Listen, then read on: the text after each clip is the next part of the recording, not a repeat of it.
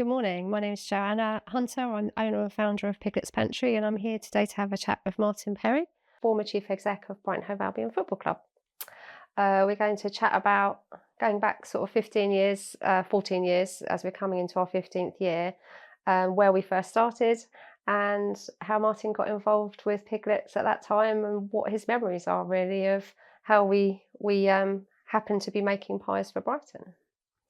So I guess 40, can you believe it's been 14 years firstly? Seems like I don't know, sometimes I think it has, and then other times I think it's just gone like whirlwind really. It's incredible how quickly it's gone. I mean, the stadium's been open since 2011. Yeah. So it's just amazing. Where's the time gone? Yeah, it's crazy, absolutely crazy. So I remember going up to the stadium. The reason I got involved in the first place was I came up with my children to buy the season tickets for the North Stand. And I was the only mum with the AMEX card that was going to put all 10 or 12 children that wanted to sit in the North Stand together, and they had to go together and it had to be on the same card. I remember that being, I'm not sure that was the case, but I think I got roped in, to be honest. But I remember meeting Richard and him saying to me, "You don't make a good pie." And that was kind of how the conversation started really. And then obviously we met Elliot and then latterly yourself really. And I remember very vividly, I only had the shop back then, the little shop, and we were making all our samples both at home and in the shop and running backwards and forwards to Withdean. I don't know what your kind of memories were of that time really. So if you remember at the time, we had a project office. We'd got planning permission for the stadium after a huge battle. Yeah. And I set up a project office at Withdean where we were playing our matches at the time. And during the week, it was the centre for the building of the stadium. But on match days, of course, it became the boardroom and the hospitality for the matches. And obviously, we were beginning to build the team at that time. And we were beginning to look for various suppliers. One of our big arguments for planning permission was that the stadium would create jobs, it would create businesses. And Piglets is an absolute wonderful example of exactly what we said would happen. And I well remember you coming in to the project office to meet us. And you brought in some samples of the pies, and we looked at them. We thought, "Gosh, these are rather good." And I also remember asking you, what your business was, and you told us at the time. I think you had a delicatessen in Shoreham. That's correct. Of course, the issue for us was going to be numbers. Yeah. How were you going to cope with the numbers? And we sort of guessed at the number that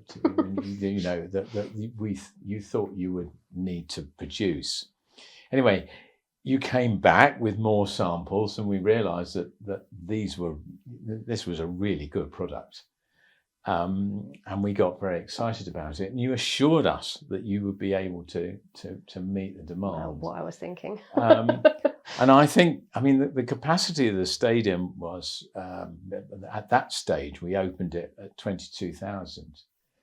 And I think we guessed at 5,000 pies. You started off at 2.5. 2.5? Mainly because I think Elliot was saying that even the likes of Arsenal and some of the others were getting through about 2.5 to 3,000 pies. Right. And obviously their capacity. So he was like, stabbing the dart, we'll start at 2,500 pies. But even so, we sort of said to you, "Would you think you're going to be able to produce that many?" And you reassured us that you could. And so, the deal was done. And we had a bit of there was a pre-opening almost press day. I can remember, papers like the Argus coming and having a look around, and the editor of the Argus was blown away by the stadium. He'd not seen in all its glory. And you produced some pies for this event. And everybody turned round and went, "Oh, wow, these are brilliant." And we thought, you know what, this is going to work. And so, of course, then we had the first game, which was the was the friendly, but it was also a test event against Tottenham. And well, you can tell me how many times. I mean, we sold out. We sold out in 10 minutes. We sold out in 10 I was nearly crying in the kitchen at the time. And so, straight away, the order had to be increased. I don't know if you remember, people were buying, because hospitality didn't have them that day, and people were buying them retail, and then they were handing them up to their friends in hospitality. I remember that vividly, and you're going, oh, I'm going to have to put some in hospitality because we can't have that happening. So I vividly remember that. And tell me, how many people were working for you at that time? We had 5 people. 5 people working in the stadium, because we decided, obviously, the space, we didn't have the space in the where we were. There's nowhere we would be able to do it from there. So Elliot and I came to the decision we would be the first people to actually make, produce, and sell at the stadium. It was a brilliant idea, and obviously very successful. For 2,500 pies, it wouldn't have been too bad. But when we went up, you said, I remember you coming to the kitchen saying to me, "Joe, you're going to have to make double." And I was like, okay, I might have to recruit a few more people. Let's just rally around a few troops. And so we made 5,000, and still didn't get to the end of the match. Immediately sold out. Yeah. I remember. It was incredible. I mean, because they were such a good product, and the fans took to them. They had been served up in other stadiums, boring pies, and here was something that was really special. And the fans were brilliant, because the fans rallied round, and it just reinforced the argument at the time that we would be able to encourage local business. I mean, how many people do we employ now? 88. Yeah, so 88 people, from 5 people to 88, and how many clubs do you? Oh, so many now. Too many to count. I think Laura will probably be able to answer that better than me. But there's many. We just signed up Wrexham recently, so that was really nice. And Newcastle. We do Norwich. Well, I mean, did a deal with Delia. There was the one. I think Delia came and tasted them. These are rather good. I mean, to get Delia Smith, to come in and say that these were really good was excellent, and to be able to sign up Norwich is really quite a coup. It was, it really was. We've been supplying them for the last few years, so it's really good. So many clubs around the UK, sort of EFL. We obviously run Portsmouth now, so Andy was working at MK Dons previously, so we had a connection there because we used to supply MK Dons, and he during COVID had the caterers left and he was in trouble, didn't have anyone to sort of help him, so we got involved then and ended up doing all the catering for them, which was just one of those relationships that's a bit like yourself really, that's gone really well. So it's up and down the country. Scotland is the furthest, I think, so we supply up to Scotland and across and all the way down the country now. It's been quite a journey really. I mean, I think it's just such a fabulous story. Yes, it is. But it is based around a really, really good product. Thank you. Yes. The quality is just superb, and I mean, that was the key to it. But if you also remember, you got to a time where, I mean, largely you were based, and what you were doing was producing pies for us. Yes. Yeah. And I think I remember meeting you and saying, look, you've got to diversify. Yeah. You've got to broaden your base, your customer base. You can't just rely on us in case something happens, which you did, and you did incredibly successfully. Because the next thing I know, you're supplying all these Premier League clubs. Yes. And it was incredible. Yeah, it was. And you were right. So back then it was sort of like 85-90% of our business, which obviously is not a smart business plan for anyone really. But it was hard to go from like our our business plan wasn't let's go from this to 10,000 pies. So, you know, we had to get the 10,000 pies under control. We obviously moved out the stadium because that was, the poor head chef was having a meltdown, bless him, and moved into the first premises, and then very quickly moved into the 7,000 square foot premises. We're in 28,000 square foot now. And I just remember Steve obviously coming on board and really helping us. And he was like, we've got to diversify, and really went out. But I think it just grew, word of mouth just grew. So Elliot moved obviously, and that helped because then he introduced us to other stadiums, other places, and it just snowballed from there really. And one of the good things about all of our products really is it is word of mouth. As chefs move and they go and they say, have you tried? And you know, they take us with them. So that's kind of like it's had its own kind of reaped its own rewards from that point of view.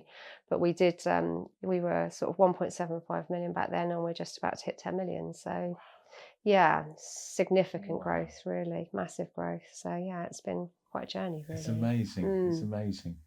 Yeah. And of course, one of the keys was the support from the fans. They used to vote, didn't they, for the Yes, best pie? they did. Yeah. And you know, we were up against Arsenal and Morecambe, weren't we? We were. So it's the Stadium Hospitality Awards, wasn't it? So it was us and Morecambe. It was us and Morecambe were like head to head, weren't we? We were always fighting. And the British Pie Awards, and Morecambe always used to win, and I was like, we're going to win this. This is going to be our year this year.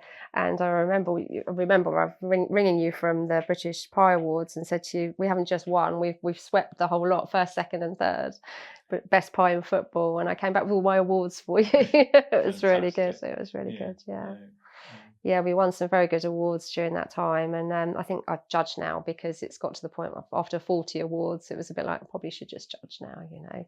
So I do some judging up there now. So, but yeah, it was good. I think the chef retired from Morecambe just after, not long after that, and went somewhere else. So he's not there anymore, but we're still in touch. But yeah, it was good. It was good fun. We had a lot of fun along the way, definitely. But yes, no, it's been quite a journey, really. Brilliant. So, what's your favourite pie? Oh gosh, you know, I never really had a favourite. I mean, I think the chicken balti pie was probably the one that you know, I used to go in and it was just a question of getting a pie, really.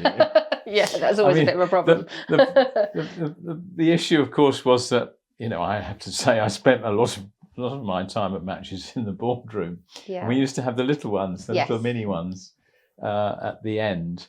But if ever I for some reason bought tickets, or I've got friends, obviously, who go to matches, and of course the first thing they say is, we've got to get the pie. And I said, well, there's usually 3 flavours, and you know, it's the three pie challenge, and some of them do tackle the 3 pie challenge mad, but they're I remember that on North Stand, pie hat trick. They do the pie hat trick, wouldn't they? Yeah, they do all 3. Yeah. But you know, I think all the flavours you've done, I've never had one I thought, you know, they've always been absolutely wonderful. Alongside the pies, you obviously also chose a local beer. It was almost it's a very similar story. Obviously, Hove is very, very established as a local brewer, based in Lewes. But as we were moving into the stadium, the fans said to us, "We want real ale." And we said, well, the problem with real ale is that if you open a keg of real ale, it's got to be consumed within a couple of days. Otherwise, you know, it goes off and we lose it. So they said, don't worry, we'll drink it. And there was quite a debate as to whether we should go down this route, but they were absolutely insistent. So he said, well, look, okay, we will try it. And actually, we went. We were invited over to Harvey's brewery, and they took us on a visit. And they had brewed an Albion ale. So okay, we'll take it. We'll try it. Well, I mean, it's a very similar story, because at the game against Tottenham, we sold out by half time, and the fans came up to me and said, "There you are. We drank you dry." So I said, well, you won't next week. Became a And bit of a challenge, didn't so it? again, the first game against Doncaster Rovers, and again, we were sold out by just after half time, and they came in and he said, "We drank you dry." And I said, "Okay, well, you're not going to next week." And the number of pints that we had to order just kept on going up and up and up. And it was a similar story. That was a similar success story in that here was a local business that we were supporting, and we were giving them new business, and it was just brilliant. And I think that's the thing that I'm most proud of, is that we were able to support local businesses, help them, in your case, start from almost nothing and build a massive business. But in other cases, to be able to support local businesses and help them thrive. And that's the great story. And, you hear so much about people who oppose development. The current government are fighting what they call NIMBYism. And we took 10 years to get planning permission for that stadium. And it was going to be a disaster. And it's been the complete opposite. I think we predicted that we would generate something like, it was about 750 jobs was our prediction. Last count, it was over 3,000 jobs we'd created. Wow.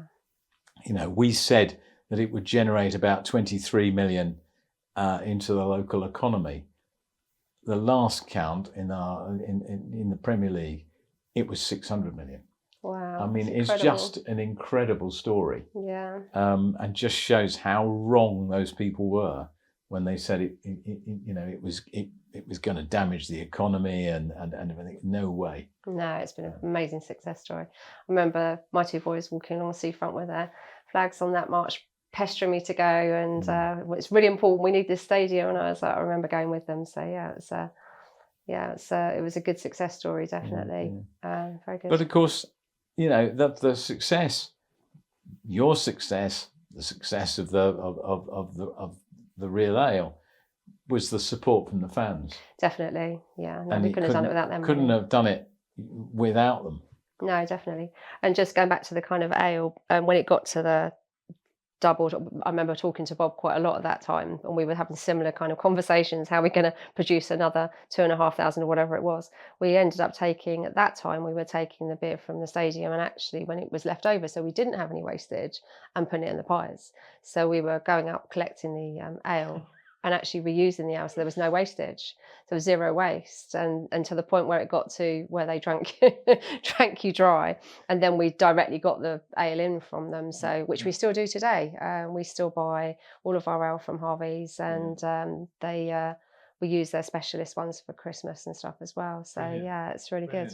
So it's still very strong connections for us. The supply chain is a lot of local supply chain as well. So.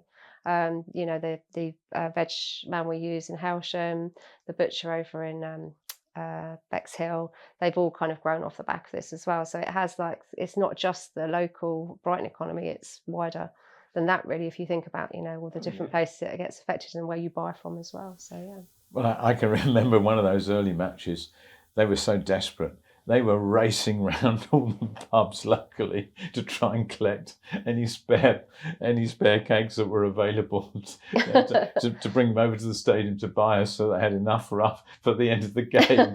I mean, it was just amazing. Yeah, it's crazy. Yeah. I remember hand crimping 10,000 pies. That wasn't so much fun. No. That was quite a labour of love. So yes, we finally got some machinery to help a little bit with that, because that was not going to be a long-term plan really, but. Crimping, if anyone knows how to crimp, it was a lot of work, so, and not easy to teach either. So I remember that being one of my biggest challenges at the time. But yeah, no, it was good fun. Lots of good memories, really, to be honest. Sometimes it's nice to kind of look back and think, oh, if I say to my team, we used to hand crimp those pies, they look at me like, what? You did what? We show them how to do one, and they go, you did 10,000 of those. I said, yep, every match day. I know, it was, So, it was amazing. I don't know how you did it. I just don't know how you did it, but you know, you did.